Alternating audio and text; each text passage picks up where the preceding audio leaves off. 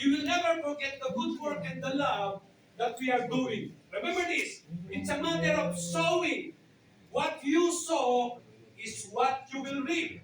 And our topic for today is about regeneration. It's about renewal of our mind. It's about reformation. It's about being born again. And remember this, for those people who really accepted Jesus Christ, I just want to remind you with the basic foundation of the salvation that God had given us. Actually, it is the basic foundation of the Father. The Father has a vision to save all the mankind. And He gave it to His Son. That was John 3:16. For God so loved the world that He gave His only begotten Son. And He gave that mission to Jesus Christ. And that mission, it was fulfilled by our Lord Jesus Christ.